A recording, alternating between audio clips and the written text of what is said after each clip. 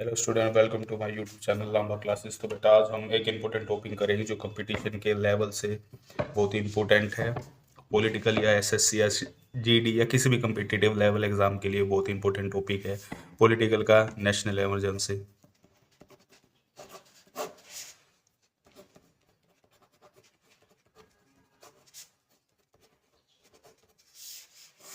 हिंदी में बेटा इसको कहते हैं राष्ट्रीय आपातकाल। राष्ट्रीय आपातकाल बेटा ये हमने इंडियन कॉन्स्टिट्यूशन में कहाँ से ले रखी है? ये हमने इंडियन कॉन्स्टिट्यूशन में जर्मनी से ले रखी है बेटा। इंडिया के कॉन्स्टिट्यूशन के किस पार्ट में दे रखी है बेटा? ये दे रखी है पार्ट 18 में। पार्ट 18 में नेशनल इमरजेंसी के बारे में बता रखा है। वैसे तो इमरजेंसी 3 टाइप की होती है, नेशनल इमरजेंसी, स्टेट इमरजेंसी और फाइनेंशियल इमरजेंसी। आज हम पर्टिकुलरली नेशनल इमरजेंसी राष्ट्रीय आपातकाल के बारे में पढ़ेंगे बेटा, ठीक है। तो 2 प्रकार की इमरजेंसी होती है नेशनल इमरजेंसी बेटा, 2 टाइप्स की होती है। एक होती है एक्सटर्नल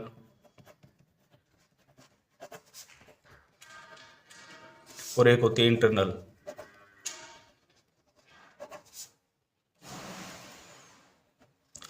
बाहरी और आंतरिक इमरजेंसी आपातकाल होती है बेटा। अब तक ये कितनी बारी लग चुकी है ये बताता हूँ। टोटल इमरजेंसी इंडिया में अब तक कितनी बार लग चुकी है बेटा? 3 बारी लग चुकी है। कब कब? 1962 में, 1971 में और 1975 में, ठीक है बेटा। उसके रिगार्डिंग बताता हूँ। एक्सटर्नल कब कब लगी है? अक्टूबर 1962, दिसंबर 1971। एक्सटर्नल का मतलब क्या होता है बेटा? जब कोई देश बाहर से आक्रमण करे, मतलब हमारे देश पे समस्या जब बाहर से इम्पोज होती है तो उस टाइम पीरियड में कौन सी इमरजेंसी लगती है? एक्सटर्नल इमरजेंसी लगती है। बेसिस क्या होता है इसका? वॉर। मतलब कोई देश बाहर से जब हमारे ऊपर अटैक करता है, तो अक्टूबर 1962 में चाइना ने हमारे ऊपर अटैक किया था बेटा, और दिसंबर 1971 में पाकिस्तान ने हमारे ऊपर अटैक किया था। तो ये जो 2 इमरजेंसी लगी है वो बेटा कौन सी लगी है? एक्सटर्नल इमरजेंसी लगी है। एक जो इंटरनल इमरजेंसी लगी है वो कब लगी है बेटा? वो लगी है जून 1975 में, इंदिरा गांधी जी के टाइम पीरियड में लगी है। ये किस कारण लगी थी बेटा? ये हमारे देश में किस कारण लगी थी? एक स्पेसिफाइड वर्ड यूज किया गया था इसके लिए, इंटरनल डिस्टर्बेंस।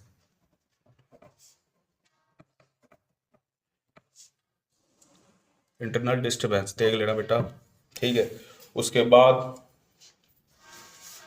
देश में नेशनल इमरजेंसी को लगाने के लिए कितने मंथ का टाइम पीरियड होता है? 2 मंथ का।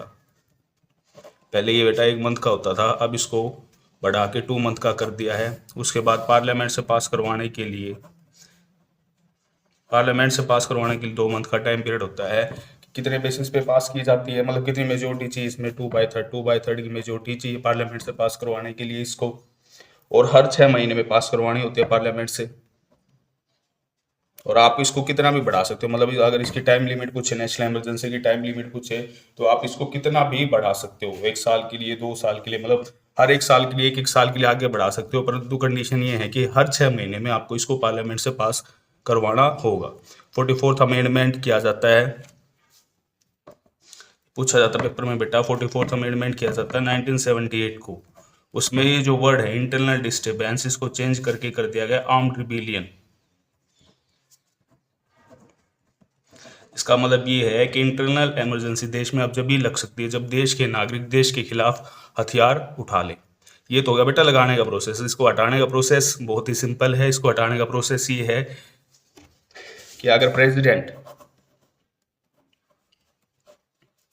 एक सिंपल सा ऑर्डिनेंस निकाल दे कि अब देश में नेशनल इमरजेंसी की जरूरत नहीं है, तो देश से क्या हट जाएगी? इमरजेंसी हट जाएगी। या पार्लियामेंट सिंपल मेजोरिटी से, 1/2 की मेजोरिटी से पार्लियामेंट से प्रस्ताव पास करते हैं कि अब हमको देश में नेशनल इमरजेंसी नहीं चाहिए, तो देश से नेशनल इमरजेंसी हट जाएगी।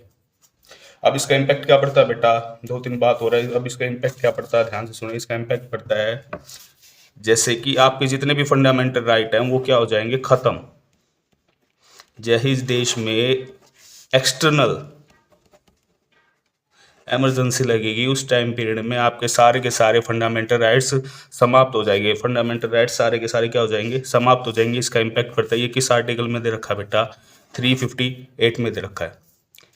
तो बेटा यहाँ तक था ये जो इम्पोर्टेंट पॉइंट थे नेशनल इमरजेंसी के, जो मैं उम्मीद करता हूँ कि पेपर में आएंगे या अब तक जितनी बारी पूछा गया। अगर आपको वीडियो पसंद आई हो तो लाइक, कमेंट और सब्सक्राइब करें। Thank you very much.